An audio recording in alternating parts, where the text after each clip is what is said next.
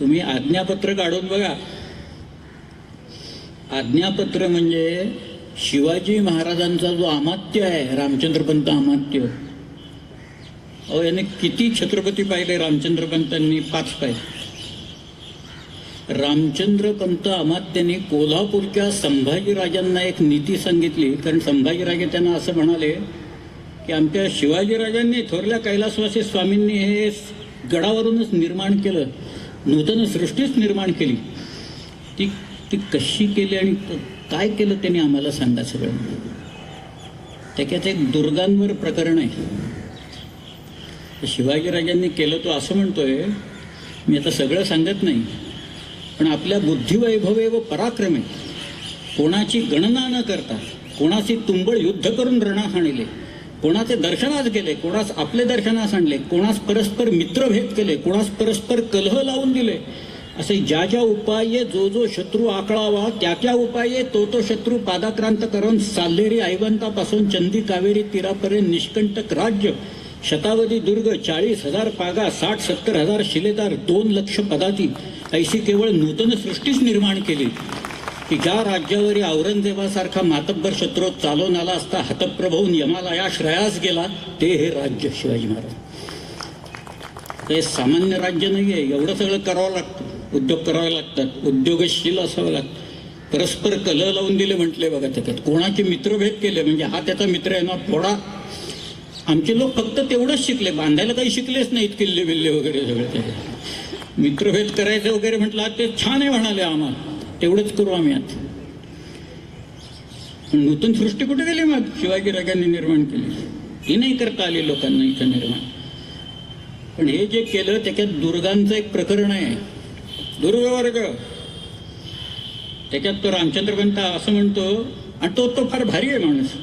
तो त्या सगळ्यात तो जो काय त्याचं चॅप्टर आहे त्यातलं सगळं सार एका वाक्यात सांगून जातो सुरुवातीला. त्याच्यात तो असं म्हणतोय, संपूर्ण राज्याचे सार ते दुर्ग. दुर्ग नसता परचक्रे येतात, प्रजा भग्नवून देश उद्ध्वस्त होतो. आणि यापूर्वी जे राजे झाले त्याने दुर्ग बांधून देश शाश्वत करून घेतला. दुर्ग म्हणजे खजिना, दुर्ग म्हणजे सैन्याचं बळ, दुर्ग म्हणजे सैन्याचं मूळ, दुर्ग म्हणजे राज्यलक्ष्मी, दुर्ग म्हणजे सुखनिद्रागार, दुर्ग म्हणजे प्राण संरक्षण, असं म्हटलंय. तो असं म्हणतोय की इथं जे ठेवायचे लोक आहेत किल्ल्यांवर, मग ते काही जावईन मेहुणे वगैरे असल्याने आणून ठेवायचे कोणी तिथे. ते पारखून घ्यावे लागतात. किल्ल्यांवरचे लोक असतात ते कैफी लोक नकोत, नशेखोर लोक नकोत. पारखून घ्या. हवालदार लागतो तिथं, सबनीस लागतो, सरनोबत लागतो, कारखानीस लागतो, एरवी सगळी शिबंदी लागते त्या किल्ल्याचा बंदोबस्त करायला. आणि हे सगळे उत्तम लोक पाहिजेत. शिवाजीराजे जिवंत असताना एकही किल्ला शत्रूच्या ताब्यात त्यांच्या एकाही माणसाने कधी दिला नाही. त्याचं कारण असं आहे, त्या आज्ञापत्रात लिहिले की जर काय एखादा हवालदार म्हणजे किल्लेदार फितूर आहे असा संशय जरी आला, संशय, त्याला कुटुंब कबिल्यासकट पकडून आणायचा आणि त्याचा गुन्हा साबित झाला तर त्याचं मुंडकं मारायचं आणि ते गडोगडी फिरवायचं. परत असा गुन्हा करायला कोणी तयार होणार नाही, कोणीही केला नाही. एकही उदाहरण नाही. ते कसं करणार हो? मुंडकं आपलं फिरतंय सगळीकडं, लोकांना कसं काय आवडेल त्या सगळ्यात? एकाही माणसाने केला नाही. पण हे जे लागतंय, मी सांगत होतो की जिजाऊ साहेबांनी एक किल्ला जिंकून घेतला. 17 किल्ले होते, 18 किल्ले झाले होते. महाराज परत आल्याच्या नंतर राजांना आनंद झाला, रे आपल्या अनुपस्थित स्वराज्य वाढलं. आईनं मला जे शिकवलं ते स्वतः तिनं करून दाखवलंय. ते माझ्या आईनं करून दाखवलंय. ते सगळ्या जिजाऊ साहेब स्वस्त बसलेले नाही आहेत. ही परिस्थिती 3.5 वर्ष पुढची, 3.5 वर्ष. 4 फेब्रुवारी 1670 नंतर शिवाजीराजांनी हे गेलेले किल्ले परत घ्यायला सुरुवात केली.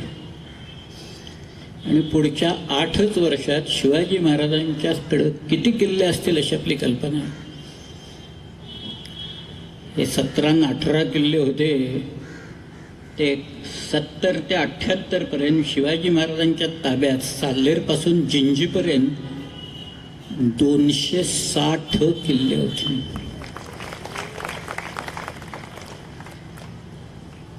नुसती किल्ल्यांची नावं लिहित असताना हाताला रग लागेल अशी परिस्थिती आहे.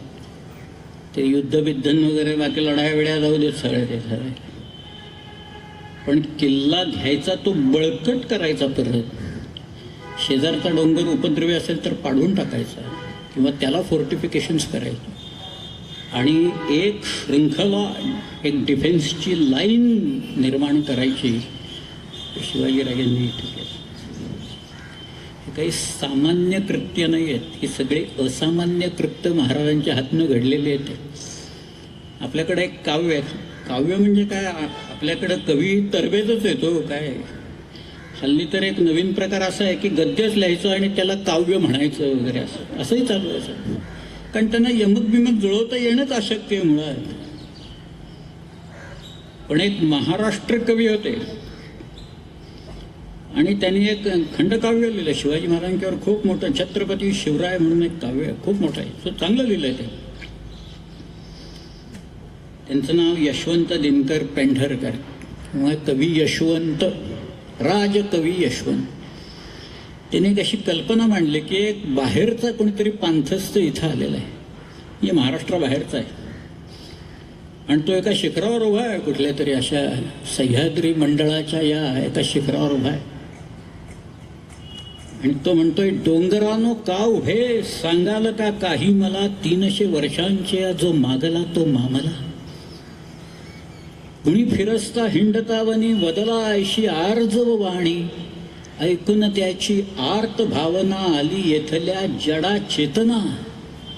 मला विचारा मीच सांगतो आधी या माझ्याकडे, सरसावत एक एक पुढे हात उभारून घुमू लागले डोंगर किल्ले बुरुजकडे. आणि मग ते आपली कथा व्यथा त्या पांथस्थाला सांगतायत. तो त्याच्यात गुंगून चाललाय. तो पुरंदर म्हणतोय माझ्याकडे या, विशाळगड म्हणतोय या इथं, बाजीप्रभूची कथा मी तुम्हाला. अशी ती कल्पना करून त्यांनी फार सुंदर काव्य रचलं.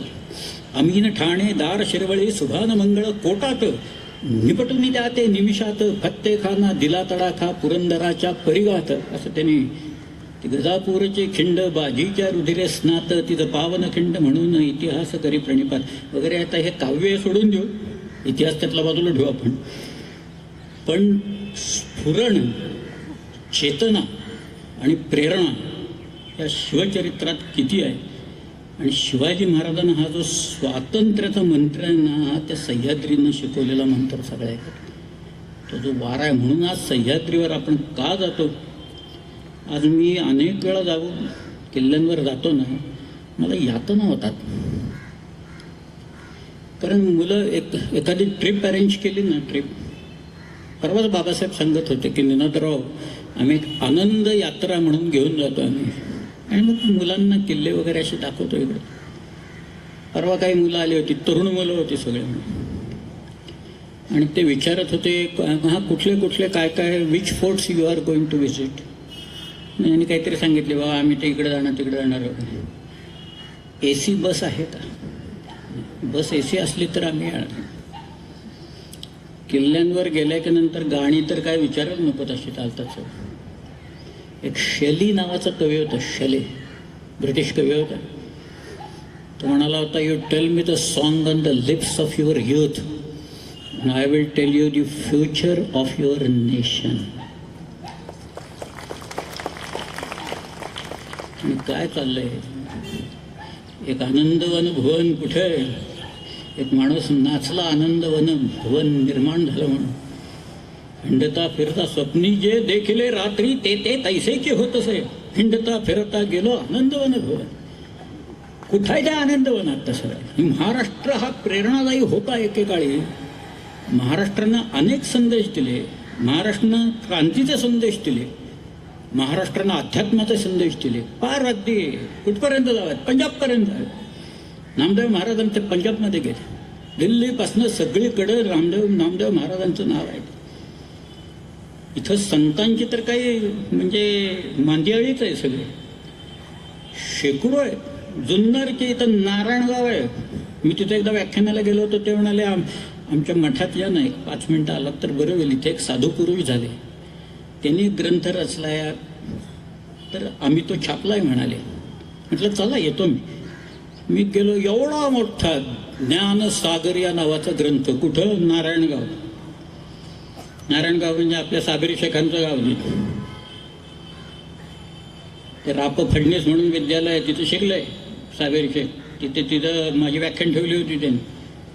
आणि मी तिथं गेलो त्या नारायणगावमध्ये, आणि तिथं ज्ञानसागर या नावाचा अतिशय उत्कृष्ट असा ग्रंथ तिथं ठेवला. हे सगळीकडं ते महाराष्ट्राभर पसरलेलं. महाराष्ट्रातच नेमकं असं का व्हावं, एवढी अधोगती का प्राप्त व्हावी आम्हाला? संतांनी इतके सुंदर विचार दिले की आता मराठी लोक म्हणतात मराठी शाळा चालवणं अवघड झालेलं आहे. लोकांना इंग्रजी शाळेत मुलांना प्रवेश घ्या, अवश्य घ्या. उत्तम इंग्रजी आलंच पाहिजे बोलायला सर. आपली भाषा विसरून नव्हे ते का, आपली भाषा आलीच पाहिजे ते काय. आणि आमची भाषा कशी आहे, अमृता ते ही पैजा जिंकणारी भाषा आहे. ती काही सामान्य भाषा नाही आहे. इथं भारतात पहिला जो इंग्रज आला त्याचं नाव टॉमस स्टेफन. टॉमस स्टेफन गोव्यात होता. त्यांनी बायबलचं मराठी भाषांतर केलं, अनुवाद केलं. त्याला त्यांनी ख्रिस्त पुराण असं नाव दिलं. बरं, फक्त मी मराठीत काय का करतोय मराठीत, याची कारणं दिली आहेत त्यांनी. ती सुद्धा इंग्रजी पद्धतीने चोरलेलीच आहेत बरं का त्यांनी. त्याचा योग वशिष्ठमधली ज्ञानदेवांची चोरलेली आहेत त्यांनी सगळे. पण ते फार सुंदर आहे. ज्ञानदेवांनी मुळात लिहिलेलं, त्यांनी असं लिहिलंय ते सुरुवातीला, जैसी पुष्पा माझी पुष्पमोगरी, की परिमळा माझी कस्तुरी, तैसी भाषा माझी साजरी मराठी. पखियांमध्ये मयूरू, पक्षात मोर, वृखियांमध्ये कल्पतरू, कल्पवृक्ष, तैसी भाषा माझी मान थोरू मराठी ऐसी. जैसे हरळा माझी रत्न किळा. गवत असताना त्या गवताचे सुद्धा प्रकार आपल्याकडे लोकांनी लिहिलेले आहेत. त्याच्यात एक रत्नकील या नावाचं गवत आहे, ते सर्वश्रेष्ठ गवत मानलं गेलेलं आहे. हरळा माझी रत्न किळा, की रत्नान माझी हिरा निळा, तैसी भाषा माझी चोखळा मराठी, असं म्हणून तो मराठीत अनुवाद त्यांनी केला. कुठे ती मराठी? आणि ज्ञानदेवांच्या अमृता ते ही पैजा जिंकणारी मराठी कुठं आहे? अधपात हा लोकांच्यामुळे साहित्याचा होतो. भाषेचा भाषेमुळे होत नाही, ती भाषा वापरण्यामुळे, वापरणारे जे लोक असतात त्यांच्यामुळे त्या भाषेचा अधपात होतो. आणि भाषेचा अधपात सुरू झाला की संस्कृतीचा अधपात होतो. बाहेरून आपल्याकडे जी आक्रमक मंडळी आली, या आक्रमकांची नुसती भाषा नाही आली. भाषा म्हणजे केवळ ते शब्दच येत नाहीत, त्या शब्दापाठोपाठ त्यांची संस्कृती इथं येते सर. त्यामुळे जी काही इथं वाताहत झाली अनेक वर्ष चालूच आहे ते. पण म्हणूनच सह्याद्री हा जो मंत्र शिकवतो, म्हणून मी सारखा म्हणतो की जायला काय पाहिजे, तिथं गेल्यावर ही गाणी ऐकायची. अशी लोकांच्या हातात ट्रान्झिस्टर्स असतात आणि ते मोबाईल फोन आहेत, आता त्याच्यावरही गाणी ऐकायला मिळतात लोकांना. आणि तिथं चर्चा काय, त्या सिरियलमध्ये काय झालं आणि ह्या सिरियलमध्ये काय झालं, ही चर्चा तुम्ही डोंगरावर जाऊन आणि किल्ल्यांवर जाऊन करताय परत. मग कशाला जातो तिकडे, काय कारण आहे? रामाजी पांगेरा असं नाव ऐकलं का म्हटलं तुम्ही? कोण, हु वॉज दॅट रामाजी पांगेरा? म्हणजे आता म्हटलं यांना आता रामाची सीताकोणपासून सगळं सांगावं लागणार मला, अशी परिस्थिती. पण ही आपल्याकडच्या मराठी मुलांची दैना अशी आहे सगळ्या केली, बाकीच्यांची तर जाऊच दे सगळ्या. आज प्रतापगडावर लोक येतात, महाबळेश्वरला येणारे सगळं जे क्राऊड आहे ना, तो सगळा तिथे येतो प्रतापगड. आणि मग प्रतापगड असं काय ते कुल्फी आईस्फ्रूट घेत असं शिवाजी किल्ड अफजल खान शहर वगैरे असं म्हणत. मग काहीतरी आपलं बघायचं तिथं. आता ती दुकानं लागलेली आहेत, त्याच्यावरनं टोप्या घ्यायच्या, शंखांच्या माळा घ्यायच्या, ते मिरवत बसायचं. संध्याकाळी महाबळेश्वरला निघून जायचं. तर म्हटलं परिसर तुम्ही पाहिला आहे का कधी? नाही पाहिलं. शिवाजी महाराजांनी हा किल्ला हेरला आणि बांधला हे माहिती आहे का? म्हटलं ते काय, का बांधला तिथं त्यांनी? शिवाजी महाराजांनी हा किल्ला का बांधला तिथं? आणि शिवाजी महाराज कसे आले मुळात इथं? काय रंजक कहाणी. एखाद्या माणसाचं धैर्य किती असतं ना. सह्याद्रीत हिंडत असताना एक गोष्ट पाहिजे, मनाचा तोल कधी सुटता कामा नये. तो एकदा केला की सह्याद्रीत ढकलून देतो लोकांना खाली, हजार फूट ढकलतो. आधी खाली आणि मग लगेच वर, नंतर लोक कायमचे निघून जातात सगळ्याचे. पण शिवाजी राजांनी मोऱ्यांची जावळी ज्या वेळेला घेतली त्यावेळेला महाबळेश्वरावरनं निसणीची वाट म्हणून एक त्या एल्फिन्स्टन पॉईंटच्या तिथून, मी मुद्दामूनच एल्फिन्स्टन पॉईंट असं म्हटलं कारण पांगळा म्हटलं असतं तर कळलं नसतं कोणाला. तर बघा आता मढी महाल असं म्हटलं तर कळणार आहे का कोणाला? नाही कळणार. आर्थर सीट असं म्हटलं तर कळेल, हा या वी नो आर्थर सीट. पण त्या पांगळ्याच्या इथनं म्हणजे एल्फिन्स्टन पॉईंटच्या तिथनं खाली अक्षरशः त्या डोंगराच्या धारेवर अशा खोबणी केलेल्या आहेत निश्रेणी. निश्रेणी म्हणजे शिडी. ती शिडी किती वाट आहे आणि त्या निश्रेणीमधनं म्हणजे एक सैन्य अर्ध मोऱ्यांचं त्यांनी रडतुंडीच्या घाटात काढून दिलं आणि स्वतः शिवाजी महाराज त्या निसणीनं जिथं खाली पाहिलं की डोळे गरगरायला लागतात, पाय कापायला लागतात, अशा वाटेवरनं 2000 लोक घेऊन शिवाजीराजा खाली जावळीवर चालून आले. ते सह्याद्री त्यांच्यावर प्रेम करणाऱ्या लोकांना हे शिकव, ताकद देतो, मनाची उभारी देतो, पायात ताकद देतो. म्हणजे शिवाजी महाराजांना त्यांनी दिली आणि त्यांनी सांगितलं खुणावलं, बांध इथं किल्ला बांध. प्रतापगड बांधला. एकदाच उपयोग प्रतापगडचा अफजल खानाला मारायचा, बाकी काही फारसं काही झाल्याचं दिसत नाही मला. ते शिवाजी राजांनी ती आष्ठायुध भवानी तिथं आणून ठेवली. ती आणली पार गंडकमधनं, नेपाळमधनं शिळा आणली ती मंबाजी नाईक पानसरांना पाठवून आणि त्याच्यातनं ती मूर्ती घडवली. आमची दैवत ही सगळी अशीच रांगडी आहेत. तुम्ही कधी दसऱ्याला त्या जेजुरीला गेलाय का? तर सगळा भंडारा तिथं रात्रभर त्या कराय पठारावर ती पालखी येते, त्या पालखीचा खांद्यावर नुसती धरली ना, या आधीच 15-20 लोक धरून असतात त्याला. आपण नुसता खांदा दिला तर आपण खाली बसू इतकं ते वजन असतं सगळं, इतकं ते जड आहे सगळं प्रकरण. त्याच्यात ते मांजर सुंब्याच्या तिथनं ती पालखी वरती चढवायची म्हटलं तर इतका त्रास असतो. म्हणजे सगळे लोक चढवतात ती पालखी. त्या पालखीच्या समोर मुरळ्या असतात आपल्याकडे, तिथं सगळे वाघ्यान मुरळी आहेत. त्या मुरळ्या सोले म्हणत चाललेले असतात, कुठल्या तरी टिपेच्या आवाजाला गात असतात आणि पिवळा भंडारा उधळत असतात. सगळीकडे पिवळं होऊन जातं पार. आणि तिथं तो धनगरांचा तो मल्हारी मार्तंड बसलेला आहे. काय ते सगळं जे आहे ना, सह्याद्री म्हणजे वीररस, दुसरं काहीच नाही. ते वीररस तिथं गेल्याच्या नंतर एकच रस. शृंगाराला इथं थारा नाही, इथं फक्त एकच रस निर्माण होऊ शकतो, तो म्हणजे वीररस निर्माण होऊ शकतो. आणि तो शिकवतो, ते वीररसाची इंजेक्शन देतो तुम्हाला तो. ते त्यामुळे मग लोक जायला लागतात, प्रेरणा घेऊन जायला लागतात. ते तुम्हाला आश्चर्य वाटेल पण एक गंमत सांगतो मी. पुण्याला मराठा लाईट इन्फंट्रीचं एक छोटंसं युनिट आहे. तिथला एक कमांडिंग ऑफिसर होता, त्याचा मला एकदा फोन आला. तो म्हणाला, आमच्याकडे काही मुलं आहेत, त्यांना आम्ही ट्रेनिंग दिले, शस्त्र कशी चालवायची, पार AK-47 AK-56 वगैरे काही ते सगळं ते शिकलेत. पण त्यांना तुम्ही काहीतरी शिवाजी महाराजांच्या बद्दल सांगा, म्हणजे कारण त्यांनी कुणी रक्तच पाहिलेलं नाही म्हणाले आज. त्यातले एकानं एकही माणूस मारला नाही म्हणाले. तिथं जायच तर समोर माणसं उभी राहिले तर यांचे हात कापायला लागतील अशी परिस्थिती.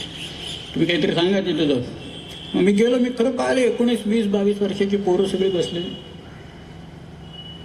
त्या मुलांना मी म्हटलं, अरे बाबा तुम्ही ते